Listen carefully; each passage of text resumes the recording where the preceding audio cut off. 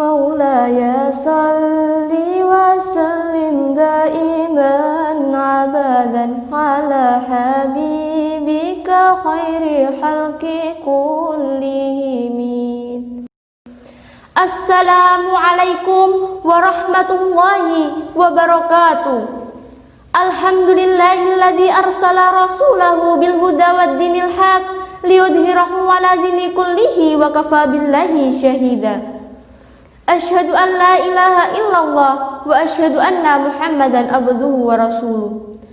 Allahumma salli ala Muhammad wa ala ali Muhammad, amma ba'du. Yang saya hormati Dewan Juri serta hadirin rahimakumullah. Banyak pendapat tentang pengertian sholawat Nabi Shallallahu Alaihi Wasallam, dan yang benar adalah seperti yang dikatakan oleh Abul Aliyah, sesungguhnya sholawat dari Allah Subhanahu Wa Taala itu berupa pujian bagi orang yang bersholawat untuk beliau di sisi malaikat-malaikat yang dekat. Kenapa sholawat termasuk amalan yang sudah pasti diterima oleh Allah Subhanahu Wa Taala? Allah Subhanahu Wa Taala berfirman dalam Quran surat Al-Ahzab ayat 56 yang berbunyi, A'udzu billahi minasyaitonir rajim. Bismillahirrahmanirrahim. Innallaha wa malaikatahu yusalluna 'alan nabiyyi. Ya ayyuhalladzina amanu shallu 'alaihi wa sallimu taslima. Yang artinya sesungguhnya Allah dan malaikat-malaikatnya bersolawat untuk Nabi. Hai orang-orang yang beriman, bersolawatlah kamu untuk Nabi dan ucapkanlah salam penghormatan kepadanya. Hukum salawat untuk Nabi Shallallahu Alaihi Wasallam adalah menurut Al-Khadi Abu Bakar bin Bakir berkata, Allah Subhanahu Wa Taala telah mewajibkan makhluknya untuk bersolawat kepada Nabi dan tidak menjadikan itu dalam waktu tertentu saja. Jadi yang benar adalah hendaklah seseorang memperbanyak sholawat untuk beliau dan tidak melainkannya. Saat-saat yang dianjurkan dan disunahkan membaca sholawat untuk Nabi Shallallahu Alaihi Wasallam.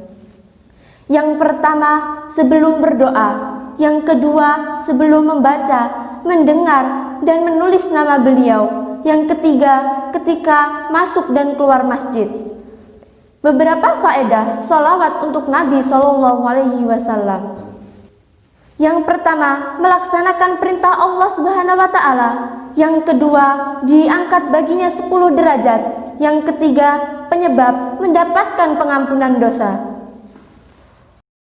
Hadirin rahimakumullah, Rasulullah sama sekali tidak butuh sholawat dari kita, tapi sebaliknya kitalah yang butuh bersolawat kepada beliau. Analoginya seperti Allah tidak butuh salat dari kita, tapi manusialah yang perlu salat kepadanya. Andai kata tidak ada seorang pun yang bersolawat untuk Rasulullah Shallallahu Alaihi Wasallam, maka beliau akan tetap menempati tempat tertinggi di surganya Allah Subhanahu Wa Taala. Demikianlah yang dapat saya sampaikan, mudah-mudahan menjadi pelecut agar lebih royal dalam bersolawat untuk Rasulullah Shallallahu Alaihi Wasallam.